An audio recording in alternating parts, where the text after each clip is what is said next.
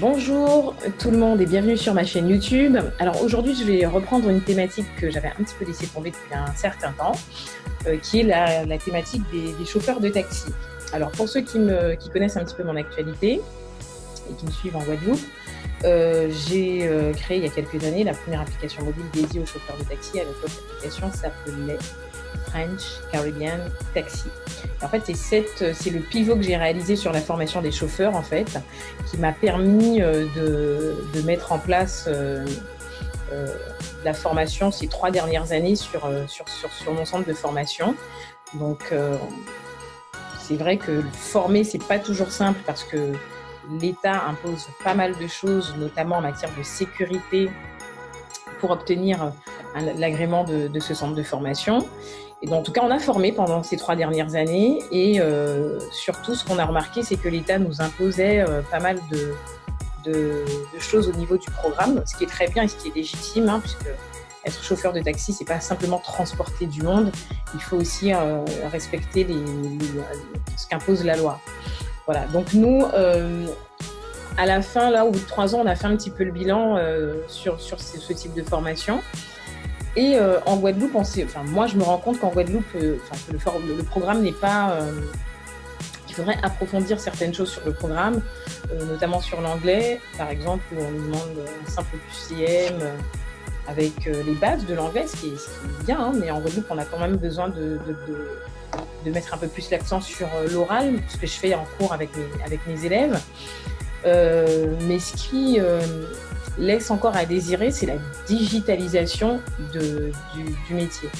Je pense qu'il y a un manquement sur l'information qu'on devrait fournir aux chauffeurs là-dessus, sachant que c'est la transformation digitale des transports, notamment avec l'arrivée de Uber, qui a fait que les chauffeurs de taxi ont dû se réveiller et faire face à cette nouvelle concurrence.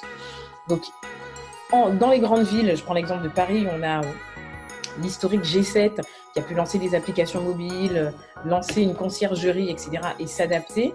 Mais pour les petits chauffeurs, je pense qu'il y a encore des choses à travailler, à peaufiner pour pouvoir répondre favorablement à cette concurrence. Alors certains se sont réunis sous forme de groupements. Les anciens groupements qui travaillaient avec un système de radio VHF, eux sont passés à l'application mobile.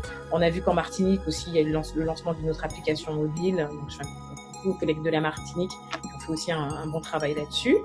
Mais moi, ce dont j'aimerais vous parler, c'est vraiment le fait que les chauffeurs de taxi doivent aussi comprendre ce qu'est la transformation digitale et leur faire comprendre qu'on n'est pas forcément dans l'obligation de passer par une application mobile pour attirer de nouveaux clients vers soi. Voilà, parce que la législation permet aussi aux chauffeurs de taxi d'avoir une réservation préalable pour transporter ses clients. Voilà. Donc moi, c'est mon ressenti sur ce programme-là. On avait déjà fait en sorte que la formation puisse être visible en ligne. Donc on avait déjà certains modules qui étaient digitalisés, nous, au sein du centre de formation. Là, on a complètement digitalisé la partie théorique de la formation. Alors, pour ceux qui ne connaissent pas la formation taxi, il faut savoir qu'on a un tronc commun avec les GTC sur cette formation. Donc, ce tronc commun comprend du français, de l'anglais, tout ce qui concerne la réglementation nationale ainsi que les T3P. Donc, le T3P, c'est le module sur le transport public particulier de personnes. La gestion d'entreprise, je crois que je l'avais déjà dit, l'anglais et le français. Donc tout ça, vous avez une partie théorique. Donc toute la partie théorique, maintenant, on l'a mise en ligne. La partie pratique, forcément, c'est de la pratique, c'est impossible de mettre tout ça en ligne. Mais en tout cas, pour ceux qui peuvent pas se déplacer en cours, ça a toujours été une solution très pratique pour eux. Voilà. Donc, je reviens sur la digitalisation des chauffeurs de taxi. Donc, on a vu l'apparition de ces applications mobiles et surtout, le gouvernement a mis en place un registre national qui s'appelle le Point Taxi. Si vous tapez le Point Taxi sur Google, vous allez trouver cette plateforme. Et en fait, en regardant de plus près ce qu'il y a là-dedans, c'est qu'on se rend compte que quand même, la plateforme est là depuis 2014, ça a été voté sous la loi Thévenoud, je crois. Et on a toujours, je trouve qu'il y a très peu de villes qui sont ouvertes, donc on sait que prochainement Lyon va ouvrir, on sait que la G7 est dessus, les taxis abeilles aussi, le groupement abeille est dessus.